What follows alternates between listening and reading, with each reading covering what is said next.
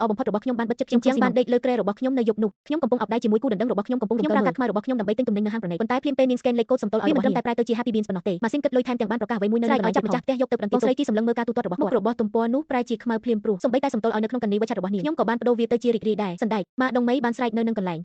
វាមិនអាចទៅរួចទេតើលុយរបស់ខ្ញុំអាចបាត់ទៅដោយរបៀបណាខ្លាចជាសណ្ដែករីករាយមនុស្សអាក្រក់ទាំងពីរនាក់នេះកំពុងសបិនចង់ដោយមិននឹកស្មានដល់ខ្ញុំត្រូវបានសាបជាប់នៅខាងក្នុងជាងខ្ញុំមិនបានស្លាប់នៅយប់នោះទេផ្ទុយទៅវិញវាលីឡំជាមួយអាគារទាំងមូលពួកវាត្រូវបានរួមបញ្ចូលនេះខ្ញុំមិនត្រឹមតែអាចមើលឃើញរឿងនេះយ៉ាងច្បាស់នោះទេកំបាំងទាំងអស់នៃអាគារនេះតើនៅតែអាចរកឃើញវាបានទេតាមខ្សែភ្លើងជាន់ណាខ្ញុំបានផ្សាយវាតាមឧបករណ៍បំពងសំឡេងពីគាត់ចំអកថាអ្នកកំពុងចាយលុយខ្ញុំហើយពួកគេសំនឹងទទួលបានវាម៉ាដងមីភ្ញាក់ឲ្យយ៉ាងខ្លាំងរហូតដល់ទូរស័ព្ទរបស់វាបានធ្លាក់មកដីដោយសំឡេងគូសហើយអេក្រង់ក៏បែកខ្ទេចខ្ទីទៅជាម្សៅប្រៀបដូចជាមនុស្សឈួតគាត់មើលជុំវិញដោយគ្មានគោលដៅរាងកាយទាំងមូលរបស់គាត់ញ័រហើយស្រែកយ៉ាងខ្លាំងលីនវ៉ាន់នោះជាអ្នកមែនទេចេញមកនេះអ្នកគ្រាន់តែលេងល្បិចប៉ុណ្ណោះតើអ្នកមានជំនាញអ្វីខ្លះចៅហេងជន់ថោកទាបបានចាប់គាត់នាងព្យាយាមធ្វើខ្លួនឲ្យស្ងប់ស្ងាត់ប៉ុន្តែថ្ងាសរបស់នាងខ្ញុំបែកញើសត្រជាក់ជុកខ្លួនបិទមាត់ទៅលីនវ៉ាន់ស្លាប់ហើយយើងបានបន្ថែមសូដ្យូមស៊ុលហ្វាតទៅក្នុងស៊ីម៉ង់សារធាតុសម្ងួតគាត់រឹងរូសខ្លាំងរហូតដល់ស្ទើរតែឈោមិននេះត្រូវតែជាបណ្ដាញរបស់ផ្សារទំនើបវាត្រូវបានគេលួចចូលប្រព័ន្ធគាត់បែរមកមើលបុរសដែលមានមុខដែកបងស្រីរបស់ខេងបានយករបស់ផ្ទាល់ខ្លួនរបស់នាងចេញសៀវភៅធនាគារដែលចងក្រងដោយយ៉ែងឆេងសូមស្វាគមន៍មកកាន់ការបង្រៀនរបស់ខ្ញុ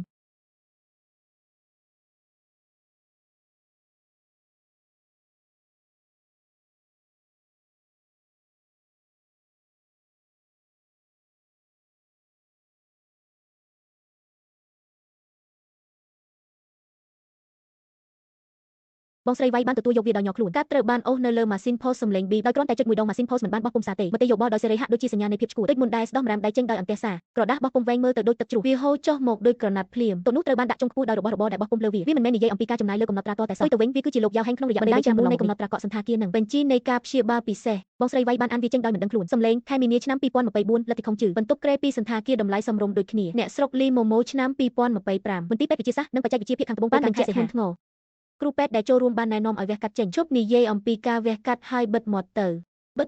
អ្នកដែលមើលភាពចលាចលស្ត្រីអ្នកមានបានប្រែក្លាយដូចជាផ្កាភ្លៀងពេលសិនបានដើរថយក្រោយ3ម៉ែត្រគាត់បានគ្រប់មាត់និងច្រមុះដោយការស្អប់ខ្ពើមស្ត្រីម្នាក់នេះមានវិធីលេងហ្គេមហួសហេតុពេកគាត់មិនខ្លាចសូម្បីតែកាន់ដៃខ្ញុំទេតើអ្នកពិតជាបានឆ្លងមេរោគលើយ៉ាហេងមែនទេខ្ញុំនឹងទៅជាមួយអ្វីដែលអ្នកចង់ឲ្យខ្ញុំធ្វើឧបករណ៍បំពងសំឡេងរបស់អាគារផ្សាយសំឡេងខ្លាំងសំណើចដ៏រីករាយរបស់គាត់ម្ដងម៉ៃអ្នកទាំងពីរពិតជាអស្ចារ្យណាស់អ្នកទាំងពីរពិតជាបានធ្វើរឿងអាក្រក់គ្រប់បែបយ៉ាងមែនលីនវ៉ាន់អ្នកពិតជាសុំគ្នាឥតខ្ចោះតើបិសាចអ្វីយ៉ាវហេងបានដួលរំទាំងស្រុងដួលហើយទាញម៉ាដងមីឡើងរត់គេចខ្លួនដោយភ័យស្លន់ស្លោហើយចាក់ចេញយ៉ាងលឿនអាគារនោះល្អហើយឥឡូវនេះហឺមទ្វាររថយន្តបានបិទយ៉ាងខ្លាំងនៅខាងក្នុងរថយន្តអេក្រង់បញ្ជាកណ្ដាលស្រាប់តែចាប់ផ្ដើមភ្លឹបភ្លែតយ៉ាងខ្លាំងការព្រមានប្រព័ន្ធភ្លើងក្រហមភ្លឺសារពាង្គកាយខាងក្រោមត្រូវបានរកឃើញការឈ្លានពានបានចាប់ផ្ដើមរួចហើយរំពាត់ត្រូវបានរឹបអូសដោយមានរឿងអ្វីកើតឡើងជាមួយរបៀបនេះបើកទ្វារឲ្យខ្ញុំផងបើកមានរឿងអ្វីកើតឡើងបើកទ្វារម៉ាដងមិនទាន់បានចង់ដោយខ្សែក្រវ៉ាត់សុវត្ថិភាពទេខ្ញុំបានបិទភ្នែកហើយគិតថាម៉ាស៊ីនត្រជាក់នៅក្នុងរថភ្លើងលបឿនលឿនស្រាប់តែរលត់បើកម៉ាស៊ីនត្រជាក់ឲ្យសីតុណ្ហភាពខ្ពស់បំផុតសីតុណ្ហភាពបានធ្លាក់ចុះដល់10អង្សាសេភ្លាមបន្ទាប់ពីនោះកម្ដៅកៅអីបានកើនឡើងយ៉ាងខ្លាំងចៅហេងត្រូវបានរលាកដោយសីតុណ្ហភាពខ្ពស់បំផុតដូចជាស្វានៅក្នុងកៅអី Crazy Twisted Residual វាកំពុងឆេះជួយផងតាក់ខ្ញុំចូលផងវាពិបាកណាស់នៅពេលដែលនៅខាងក្នុងជញ្ជាំងនៃ apartment penthouse ដើមមិនទាន់បានពិនិត្យមើលនៅពីក្រោយជញ្ជាំងនោះទេមុខគឺជាអាជីវកម្មទាំងមូលរបស់អគារតើនេះជាម៉ាស៊ីនបម្រើមជ្ឈមណ្ឌលសេវាកម្មរបស់អ្នកទេស៊ីម៉ងស្ងួតលឿនបានបែកការលេចធ្លាយបំពង់ត្រជាក់រាវរបស់ម៉ាស៊ីនបម្រើចំណុចប្រទាក់ខួរក្បាលកុំព្យូទ័ររបស់ខ្ញុំត្រូវបានអគ្គិសនីអេនៃមាត់និងអគារទាំងមូលប្រព័ន្ធនេះត្រូវបានរួមបញ្ចូលយ៉ាងល្អឥតខ្ចោះជាមួយរបស់ខ្ញុំឥឡូវនេះជាអគាររថយន្ត Porsche របស់ខ្ញុំបានបន្លឺសំឡេងឡើងនៅក្នុងរបៀបគ្មានអ្នកបើកបរចៅហេងស្រាប់តែបដូរល្បឿនថយក្រោយការមានផ្ទៃពោះរបស់មេដងមិនអាក្រក់ដោយការមានផ្ទៃពោះលើពីមានរបស់គាត់ទេឡានភ្លាមដូចធប់ទីងអាលីងពេលយើងចូលទៅក្នុងឡានចិន្តាយន្តទ្វារចិន្តាយន្តបានបិទយឺតលេខក្តារចុចឈួតលោតត្រង់ពាក់កណ្ដាលជាន់ខាងលើជាន់ទី99អារម្មណ៍ដ៏គួរឲ្យភ័យខ្លាចនៃភាពគ្មានទំនួលពេលវេលាដ៏គួរឲ្យភ័យខ្លាចនៃភាពគ្មានទំនួលនៅពេលដែលការវាយប្រហារមកដល់ម៉ាដងមីបានដេកកាប់នៅលើដីគាត់អួតយ៉ាងខ្លាំងហើយស្លាប់គាត់តោងជាប់នឹងបង្កាន់ដៃយ៉ាងណែនគាត់មានអារម្មណ៍ភ័យខ្លាចនៅនឹងរបស់គាត់ទីងដងយើងបានមកដល់ជាន់ទី99ហើយនៅខាងក្រៅវាគឺជាពួកគេដែលផ្ទាល់ផ្នែកខាងលើដែលខ្ញុំបិទចិត្តអាគារផ្ទះល្វែងប្រណីតទេខ្ញុំមិនចេញទៅក្រៅទេខ្ញុំមិនទៅទ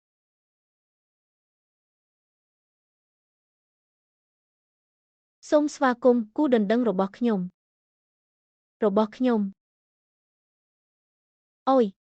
នេះជាឈុតឆាកឃាតកម្មខ្ញុំបានហៅប៉ូលីសរួចហើយស្ត្រីម្នាក់នេះខុសខើពេកហើយសូម្បីតែមិត្តល្អបំផុតរបស់នាងភាពកទឹកឃ្មុំនិងជាមនុស្សថោកទាបកាន់តែគួរឲ្យស្អប់ខ្ពើមគាត់នៅតែចង់សម្លាប់ប្រពន្ធរបស់គាត់ហើយលួចយកទ្រព្យសម្បត្តិរបស់នាងមែនទេ